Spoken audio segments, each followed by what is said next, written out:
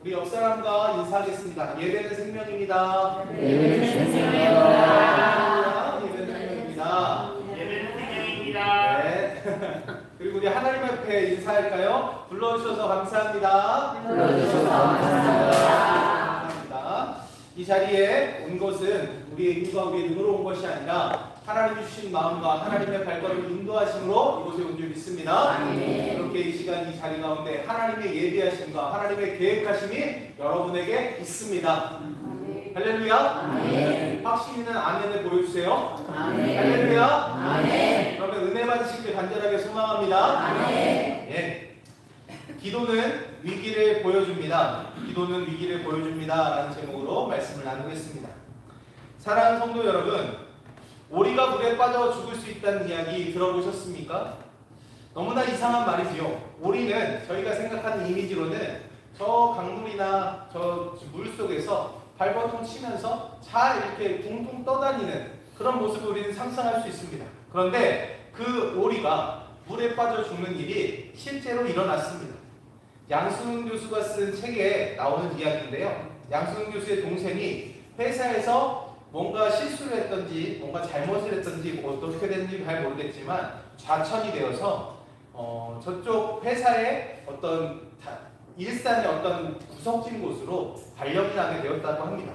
그래서 그곳에 가서 이제 좌천이 되었고 이제 그만두라는 그런 시그널인 이런 좌천의 인사를 받아들고는 너무 마음이 울적한 나머지 회사 마당에 그냥 털썩 앉아서 그렇게 시간을 보내고 있었다고 합니다. 그러는 중에 너무 가만히만 있다 보니 심심해서 무엇을 할까 그렇게 하고 이렇게 주변을 둘러보니까 자재들이 좀 있더랍니다. 그래서 그 자재를 가지고 작은 수영장을 만들었습니다.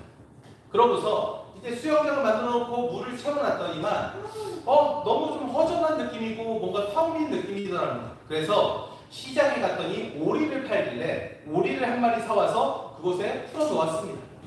오리야, 너라도 여기서 자유롭게 헤엄치렴. 그러고서 이제 오리가 열심히 헤엄치는 걸 보고 이제 자신은 퇴근을 하였습니다. 퇴근하고 다음날 돼서 와봤더니 오리가 물에 빠져 죽어 있는 것입니다. 너무 놀라 오리를 팔았던 가게 주인에게 따지자 주인은 도리어 버럭 화를 내며 이렇게 소리쳤다고 합니다. 당신 정말 아무것도 모르는군요. 양식오리는 스스로 털에 기름칠하는 법을 배우지 못해서 물에 뜨지 못합니다. 라고 이렇게 얘기하더랍니다. 야생오리는 날개 밑에 기름샘에서 기름을 묻혀서 털에 바르는 본능적인 행동을 통해 물에 뜬다고 합니다. 그런데 그래서 물에 가라앉을 것 같으면 더 위기감이 있어가지고 더 필사적으로 기름칠을 막 한다고 합니다. 하지만 이 양식으로 태어난 이 오리는 한 번도 물을 본 적이 없기 때문에 그리고 그 물을 가르쳐주는 어미가 없었기 때문에 물에 빠지고 있다는 위기감조차 느끼지 못하고 그대로 죽고 말았다는 것입니다.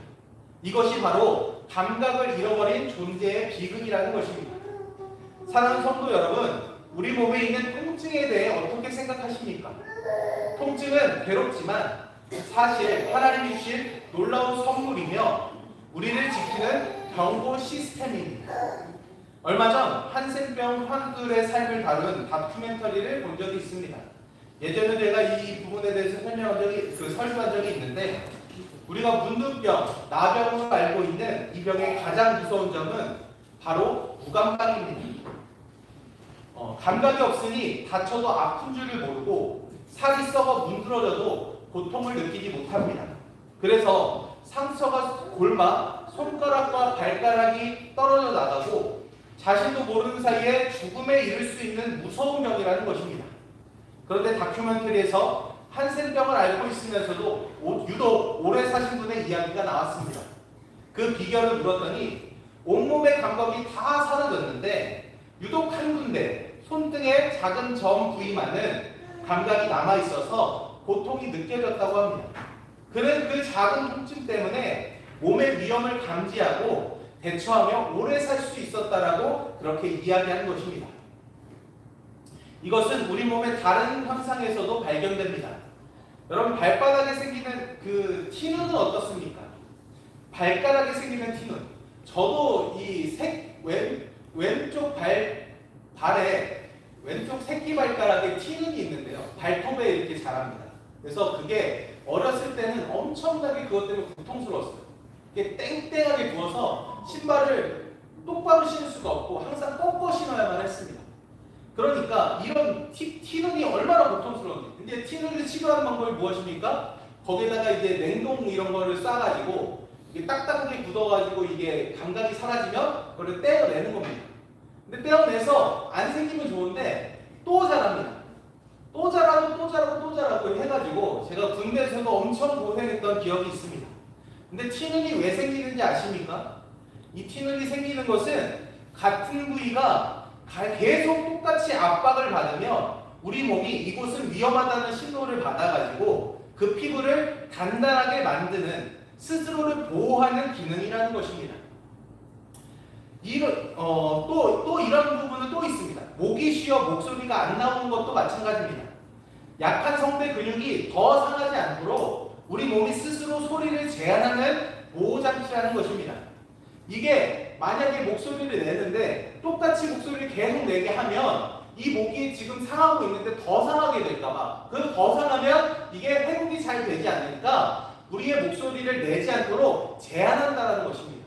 그래서 목이 더 닥치지 않도록 스스로 내가 원하는 것이 아닌데 내 몸이 스스로 자기를 보호하는 장치가 된다는 것입니다. 이 모든 이야기의 공통점은 바로 위기 신호입니다. 우리는 통증과 불편함이라는 신호를 통해 위기를 인정하고 대처하며 살아갑니다. 그렇다면 만약 우리가 이 위기 신호를 무시하면 어떤 결과가 나타날까요? 여러분 이 이야기 들어본 적 있으실지 모르겠습니다. 산업재해 분야에서 유명한 하이리 법칙이라는 것이 있습니다. 여러분 이 말을 아시나요? 아시는 분 손 한번. 하이리 법칙. 역시 최선희 원장님 아신대요. 여러분들은 잘 아시니까. 하여튼 제가 설명을 한번 해드려보겠습니다. 한 번의 대형 사고가 있기 전에 반드시 29번의 경미한 사고와 300번의 사소한 징후가 나타난다는 의미입니다. 이 작은 신호들을 무시한 결과는 끔찍합니다. 우리는 이 비극을 똑똑히 기억합니다. 1994년 성수대교의 붕괴. 설마 저 큰 다리가 무너지겠어 하는 안일함에 32명이 생명을 앗아갔습니다. 차량 6대가 그 떨어지는 상판 가운데 같이 떨어져서 그 속에 32명이 죽게 되었다는 것입니다. 다리가 심하게 흔들렸고 균열이 보인다는 수많은 경고가 있었지만 이것은 모두 다 무시되었습니다. 그렇게 되어서 결국에는 그 큰 사고가 일어났고 많은 사람들의 목숨을 앗아갔다는 것입니다. 그런데 이 사건 사고가 엄청나게 크게 보도가 되어지고 심각성을 위기를 알리는 그런 역할을 했음에도 불구하고 불과 1년 뒤 1995년도에 삼풍백화점에서 붕괴가 일어났습니다. 이 붕괴는 더 끔찍했습니다. 1,500명이 그곳에 매몰되어지는 그런 사건이 벌어졌고 그 중에서 502명이 목숨을 잃었습니다. 5층 식당과 바닥 침하 및 균열, 천장에서 물이 샘, 건물 전체의 진동, 옥상 바닥의 심각한 균열, 가스 누출 등의 명백한 붕괴의 징후들이 있었음에도 불구하고 경영진은 매출 때문에 그것을 외면했다는 것입니다. 성도 여러분, 이런 위기는 그냥 한 번에 갑자기 찾아오는 것이 아니라 우리에게 신호를 준다는 것입니다. 작은 신호, 작은 어떤 위기의 징후들이 우리에게 나타나고 그 다음에 그것이 모여진 다음에 큰 사고가 우리에게 나타나게 된다는 것입니다. 여러분, 이런 육적인 위기는 우리의 눈에 보이기라도 합니다. 그런데 하지만 더 무서운 것은 눈에 보이지 않는 영적인 위기입니다. 할렐루야.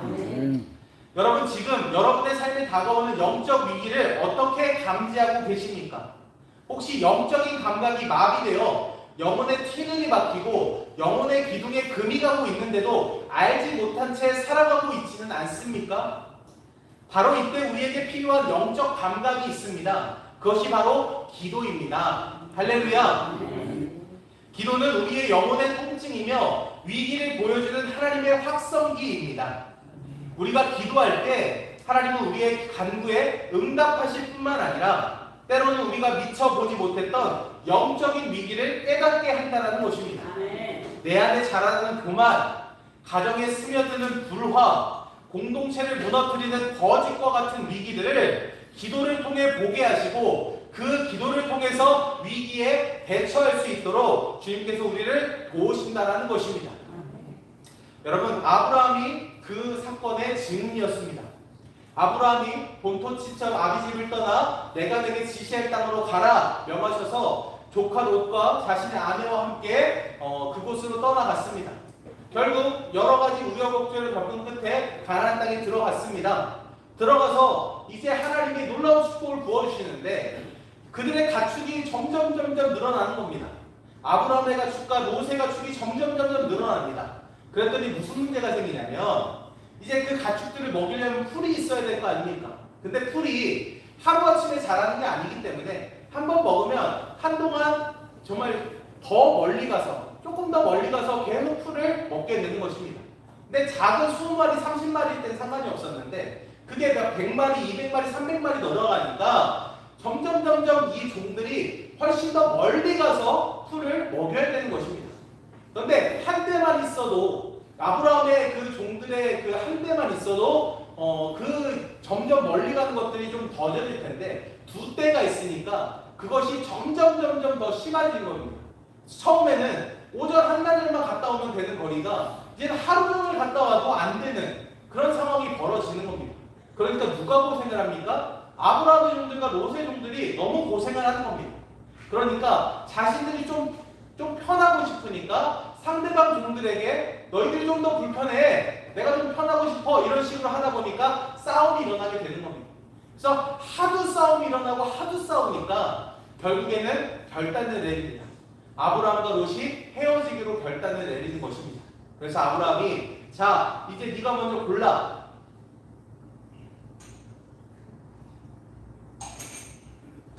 어느 땅으로 갈래? 네가 먼저 한번 골라봐. 그리고 너가 간 다음에 너의 반대편으로 내가 갈게 라고 이야기하는 것입니다. 그랬더니 롯이 딱 눈을 들어서 땅을 쳐다보니까 소돔과 고모라가 너무 좋아 보이는 겁니다. 그리고 반대편에 있는 헤브론은 너무 아무것도 없는 척박한 땅인 것입니다. 그래서 당연하게 롯이 소돔과 고모라를 선택하여 그곳으로 나아갔습니다. 그리고 아브라함은 그 아무것도 없는 척박한 땅에 헤브론이라는 그 땅에 나아가서 살게 되었습니다. 그래서 살고 있는데 어느 날 아브라함에게 하나님의 사자가 찾아왔습니다. 그래서 아브라함이 하나님의 사자를 잘 융숭이 대접하고 그 하나님의 사자에게 하나님의 사자가 아브라함에 찾아온 이유를 듣게 되었습니다. 그것은 무엇이었냐면 25년 전에 하셨던 약속을 되새기는 것이었습니다. 내가 너에게 아들을 주고 내가 너를 통하여서 큰 민족을 이루리라 말씀하셨습니다. 이제 하나님의 사자의 목적은 달성되었습니다. 이제 그리고 그 하나님의 사자는 다음 목적지로 다음 할 일을 향하여서 나아가면 되는 것입니다. 그런데 나아가지 않고 한 가지 말을 아브라함에게 더 해준다는 것입니다. 그것이 바로 오늘 말씀입니다. 창세기 18장 17절 말씀, 여호와께서 이르시되 내가 하려는 것을 아브라함에게 숨기겠느냐. 할렐루야. 이게 무슨 말이냐면 이제 하나님의 사자가 다음에 가서 뭘 할 거냐면 소돔과 고모라가 너무 하나님께 죄악이 가득하여서 하나님께 범죄함이 너무나도 악독함이 가득하여서 이제 그 소돔과 고모라를 심판하러 간다는 것입니다. 근데 그것을 그냥 가는 것이 아니라 아브라함에게 알려준다는 것입니다. 왜 알려줄까요? 아브라함은 기도의 사람이었기 때문입니다. 그가 하나님과 깊이 교제하며 기도하는 사람이었기 때문에 그 기도하는 아브라함에게 그 조카 롯이 처한 위기를 보여주시고 알려주셨다는 것입니다. 그 위기를 알고 그 위기를 대처할 수 있게끔 하나님이 그 위기를 알려주셨다는 것입니다. 그래서 그 유명한 기도가 나오게 된 것입니다. 아브라함이 하나님께 이런 기도를 합니다. 하나님, 그 소돔과 고모라의 의인 50명이 있으면 어떻게 하시겠습니까? 하나님, 그 땅에 45명, 40명, 30명, 20명, 10명의 의인이 있다면 하나님 그 땅을 진짜 멸하시겠습니까? 라는 그 간절한 기도가 나타나게 되었다는 것입니다. 결국 10명의 의인이 있겠지. 아니 롯하고 내 동생 의로운 사람 롯과 그의 가족들이 있으니까 의인 10명이 진짜 없겠어 라는 생각을 가지고 10명에서 그 기도를 그쳤는데 결국 그 의인 10명이 없어서 그 롯은 그 소돔과 고모라는 하나님의 분리를 받아 멸망하게 되었습니다. 그러나 하나님은 그 아브라함의 기도를 들으셔서 그 롯은 구원하여 주셨습니다. 그 롯과 그의 가족을 구원하여 주셔서 그 하나님의 그 롯이 가족을 이루어 그의 자녀를 낳아 그의 가족이 무사할 수 있게끔 하나님이 역사하셨다는 것입니다. 여러분, 기도의 사람이 이렇게 중요합니다. 하나님의 기도의 사람 아브라함이 있었음으로 말미암아 헤브론은 멸망하지 않았고 기도의 사람이었던 롯은 기도를 쉬는 범죄를 저질렀으므로 하나님과 멀어졌으므로 그가 속한 소돔과 고모라는 멸망하게 되었다는 것입니다. 롯이 기도하는 사람이었다면 어떻게 되었을까요? 그가 기도하며 하나님과 가까이 있었다면 하나님이 아브라함에게 알려주시는 그 위기가 아니라 롯에게 그 위기를 알려주셔서 그 위기를 대처하게 하셔서 그 소돔과 고모라는 멸망하지 않을 수 있었다는 것입니다. 기도하는 사람은요, 그 공동체를 살리는 사람이라는 것입니다. 할렐루야. 여러분, 지금 이 시간 이 자리 가운데 예배드리는 여러분, 하나님께 기도하며 온전하게 서 있는 여러분들이 이 공동체를 살리는, 이 공동체를 세우는 사람이라는 것입니다. 이 사실을 믿으시고 이 모습으로 나아가시는 저와 여러분 되어지길 간절하게 소망합니다. 그것이 이 교회일 수도 있고요, 이 나라일 수도 있고요, 이 홍천 땅일 수도 있습니다. 그러나 가장 작은 공동체, 여러분의 가정을 살려야 된다는 것입니다. 여러분의 가정 가운데 여러분의 남편에게, 여러분의 아내에게, 여러분의 자녀에게 위기가 닥쳐오고 있을 수 있습니다. 그것이 어떤 위기인지 우리는 알지 못합니다. 그러나 그 위기에 대처할 수 있는 방법은 무엇입니까? 그 위기가 다가오는 것조차 우리는 알지 못하고 살아갑니다. 그 위기가 나에게 언제 어떻게 일어날지 우리는 절대로 알지 못합니다. 그러나 그것을 알 수 있는 방법이 있다는 것입니다. 그것이 무엇이냐면 기도하는 것입니다. 여러분들이 기도의 사람으로 서서 매일매일 뜻을 정하여 하나님께 기도하며 나아갈 때 하나님이 그 위기를 보여주시고 그 위기에 대처할 수 있도록 인도하여 주신다는 것입니다. 여러분, 다니엘 아시죠? 다니엘이 정말 그가 죽을 위기에 처했습니다. 왕에게 절하지 않거나 또는 각자의 신에게 절하는 사람들을 잡아서 사장으로 던진다고 합니다. 그런데 그때 다니엘의 선택은 무엇이었습니까? 자신의 창문을 활짝 열고 이불을 뒤집어 쓰고 기도하는 것이 아니라 그냥 이불을 다 되쳐놓고 큰 소리로 외치며 하나님께 기도했던 것입니다. 어리석은 행동인 것 같습니다. 그러나 그의 행동은 하나님께만 집중되었습니다. 하나님께 기도하기를 절대로 쉬지 않았습니다. 그랬더니 정말 며칠을 굶주려서 사람이 들어가기만 하면 그냥 온전하게 뼈채 씹어 먹을 것 같았던 그 사자들이 다니엘을 그대로 내버려 두는 것입니다. 그래서 결국엔 다니엘이 그 왕의 권유리나에서 이제 감옥에 나오고 그 다니엘을 시기하여 질투하여 모함했던 사람들이 그 감옥으로 들어가자마자 어떻게 됐습니까? 그냥 순식간에 잡아먹히고 말았습니다. 여러분, 그 다니엘의 기도가 그의 목숨을 살릴 것으로 끝난 것이 아니라 그 나라를 온전케 했습니다. 그 수많은 나라들을 다스릴 때에 조금의 잡음이나 조금의 혼란이 없었다는 것입니다. 한 나라를 다스리는 것이 아니라 수많은 정복전쟁을 위해서 정말 엄청나게 큰 나라, 이 나라를 다스리는 게 얼마나 힘들고 얼마나 어렵겠습니까? 이 작은 나라 대한민국도 지금 정치권에 얼마나 혼란과 얼마나 힘듦이 있습니까? 그곳에 나아가 권력 때문에 싸우고 정말 엄청나게 정말 사람을 좀먹으며 사람을 악마화시키는 그런 장소가 정치권 아닙니까? 그런데 그 정치권에 있으면서도 정말 뒷조사를 아무리 해도 티끌하나만큼의 잘못도 발견하지 못하며 그를 통하여서 수많은 사람들이 평안을 얻는 그 놀라운 역사가 기도했기 때문에 나타났다는 것입니다.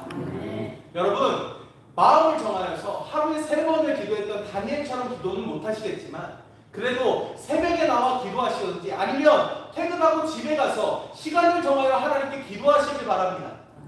그 기도의 자리가 하나님께 온전하게 드려질 때 여러분에게 하나님께서 여러분에게 찾아오시는 위기를 알려주시고 그 위기를 대처하게 하시며 여러분의 주변을 편하게 하신다는 것입니다. 이 축복을 여러분들이 받으시길 소망합니다. 꼭 가지시길 소망합니다. 여러분, 이 모습이 없는 이들에게 어떤 위기가, 어떤 어려움이 찾아오는지를 여러분에게 알려드리고 싶습니다. 영적 위기는요, 가장 크게 우리에게 다가오는 것이 무엇이냐면 교만입니다. 이 교만이라는 모습으로 우리에게 가장 크게 교묘하게 찾아옵니다. 1945년 우리나라에도 아주 중요한 해였던 것처럼 미국에도 아주 중요한 해였습니다. 그때 미국에 무슨 일이 있었냐면 혜성처럼 등장한 3명의 천재 설교자가 등장하였습니다. 그 3명이 누구냐면 빌리 그레암, 척 템플턴, 브론 클리포드라는 사람이 3명이 등장했다는 것입니다. 여러분, 이 중에서 누구 아시는 분 있으시죠? 네, 빌리 그레암 목사는 아시죠? 나머지 분들은 들어본 적 없으실 것입니다. 그것이 당연합니다. 왜 그랬냐면 당시 사람들은 템플턴과 클리포드의 탁월한 재능을 보며 수백 년에 한 번 나올까 말까한 설교자라고 칭송했습니다. 극찬했습니다. 그들에 비하면 빌리 그레암은 오히려 초라해 보일 정도였습니다. 하지만 5년 뒤 척 템플턴은 신문 논설위원을 하다가 신앙을 버리고 교회를 떠나갔습니다. 브론 클리포드는 음주와 도박에 빠져 35살의 나이에 여유 속에서 비참하게 생을 마감하였습니다. 오직 빌리 그레암 목사님만이 끝까지 하나님께 쓰임받으며 수많은 영혼을 주님께로 인도했다라는 것입니다. 무엇이 이런 차이를 만들었을까요? 자신의 강함을 대하는 자세였습니다. 템플턴과 클리포드는 자신의 탁월한 재능이 자신의 것이라고 믿고 교만하여졌습니다. 그러나 빌리 그레암은 자신의 설교 능력과 열정이야말로 하나님 앞에 가장 큰 교만의 위기가 될 수 있음을 알았습니다. 그래서 그는 엎드렸습니다. 자신의 강점과 능력을 경계하며 철저하게 기도하는 사람이 되었다는 것입니다. 그는 기도를 통해 자신에게 다가오는 교만이라는 영적 위기를 감지했고 그 위기를 기도로 이겨냈기에 하나님께 더욱 위대하게 쓰임받을 수 있었다는 것입니다. 사랑하는 성도 여러분, 우리의 기도가 바로 단명할 수밖에 없었던 한센병 환자의 손등에 있던 유일한 통증입니다. 하나님은 기도하는 우리에게 위기를 보여주시고 기도로 그것을 이겨낼 힘을 주신다는 것입니다.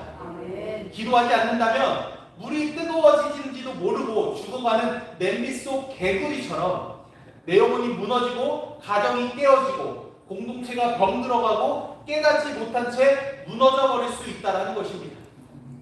나라와 민족을 위해 한국교회의 부흥을 위해 우리 홍천 동부교회에 맡겨진 사명을 위해 내 가족의 구원과 나 자신의 신앙을 위해 오늘 기도의 자리에 나아갑시다. 사무엘상 12장 23절 말씀입니다. 나는 너희를 위하여 기도하기를 쉬는 죄를 여호와 앞에 결단코 범하지 아니하고 선하고 의로운 길을 너희에게 가르칠 것인즉. 아멘. 여러분, 사무엘이 얼마나 대단한 기적을 행했습니까? 얼마나 하나님의 마음을, 그 뜨거운 마음을, 그 사랑의 마음을 많이 대변했습니까? 그런 대단한 사람이 뭐라고 말합니까? 기도하기를 쉬는 죄를 범하지 않겠다.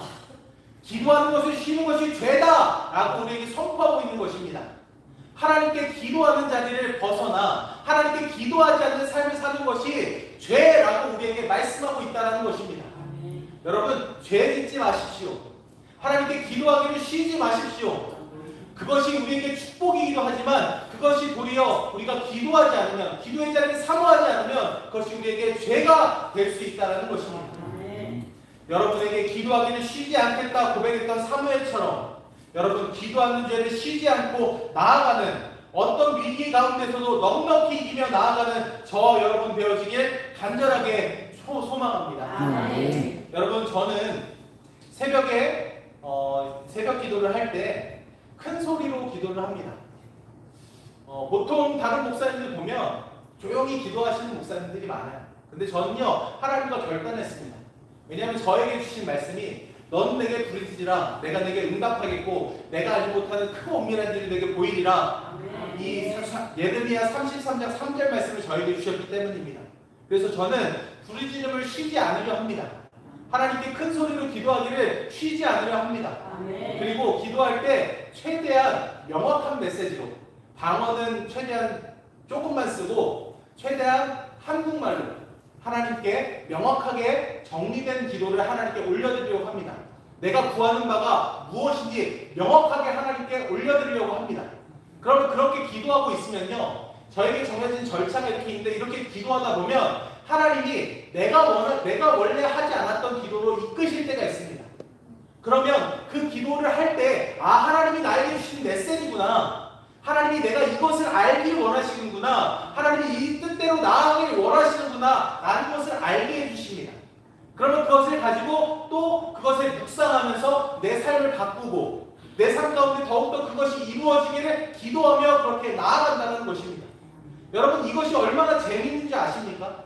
하나님이 내 기도에 응답하시고 나를 이끌기를 원하시는 그 뜻 가운데 나를 이끌어 가시는 그 모습들이 얼마나 재미가 있는지 아십니까? 그리고 그렇게 나아갔더니 하나님의 축복이 있습니다. 하나님의 은혜가 있습니다. 여러분, 이것이 신앙의 재미라는 것입니다. 여러분들이 이 신앙의 재미로 나아가시기를 소망합니다. 하나님 시편 말씀에 맛보아 알지어다 라고 되어 있습니다. 무엇을 맛보라는 것입니까? 이 신앙의 재미를 맛보시라는 것입니다. 여러분들이 이 세상 가운데 정말 이 세상에 혼자 고군분투하며 싸워 나아가는 그런 모습으로, 힘들고 지쳐도 쉴 곳 없는 그런 모습으로 나아가는 것을 하나님은 원치 않으십니다. 하나님은 여러분들이 하나님께 나와 기도하며 하나님과 함께 그 위기를 헤쳐나가는 그런 추억이 깃드는, 그런 인생의 한들 한들이 모여지는 여러분의 인생을 하나님이 원하신다는 것입니다. 여러분, 이 모습으로 우리가 바뀌어야 될 줄 믿습니다. 지금 당장 내 어떤 것들, 내 죄로 나아가는 그런 모습들, 내가 연약한 약점 같은 그런 부분들을 내가 스스로 내 힘으로 끊어낼 수 없다면 하나님께 기도하십시오. 내 약점을 끊어내려고 노력하는 그 노력으로 하나님께 기도하기를 선택하고 하나님의 말씀 읽기를 선택하십시오. 그러면 저절로 내 약점은 감추어지고 내 약점은 약하여진다는 것입니다. 그것이 덮어진다는 것입니다. 여러분, 노력의 방향을 잘 설정하셔야 합니다. 우리의 기도의 방향으로 여러분들의 노력을 쓰셔야 된다는 것입니다. 여러분, 이 모습들이 우리가 기도로 나아갈 때 가장 첫 번째로 우리에게 위기를 알려주시며 그 위기를 대처하게 하시는 하나님의 축복이 우리에게 임하는 첫 번째 스텝이라는 것입니다. 할렐루야. 여러분, 오늘 이 주일의 말씀이 여러분의 삶에 힘이 되어지길 간절하게 소망합니다. 하나님의 마음은 여러분을 사랑하셔서 여러분을 멸망하는 자를 이끌지 않으시고 여러분을 구원하는 자를 이끌기 원하십니다. 그래서 하나님은 여러분을 수없이 말씀하시고 여러분의 삶이, 여러분의 마음이 바뀌길 바라십니다. 그리고 그 마음을 받은 제가, 그 하나님의 여러분을 사랑하는 그 마음을 아는 제가 여러분들에게 이 말씀을 준비하여 대언하여 여러분에게 선포하는 것이, 이 말씀이 정말 여러분들의 마음 가운데 사라지지 않고 그 말씀을 지키며 살아가시길 바랍니다. 그래서 이 홍천 부부교회가 이 홍천 땅의 위기를 먼저 알고 이 위기를 대처하며 나아갈 수 있는, 이 나라의 위기를 대처할 수 있는 저와 여러분 되어지길 간절하게 소망합니다. 기도하겠습니다. 하나님 감사합니다. 오늘 이 시간 기도는 위기를 보여줍니다 라는 제목으로 말씀을 나누었습니다. 주님, 우리의 삶 가운데 어떤 위기가 찾아올 때에 아버지, 기도하는 자만이 주님의 위기를 알아 그 위기에 대처할 수 있음을 이 시간 말씀을 통해 배웠습니다. 주님, 우리의 삶의 자리 가운데 기도함이 있게 하여 주옵소서. 열심으로 주 앞에 부르짖으며 나아갈 수 있도록 인도하여 주옵소서.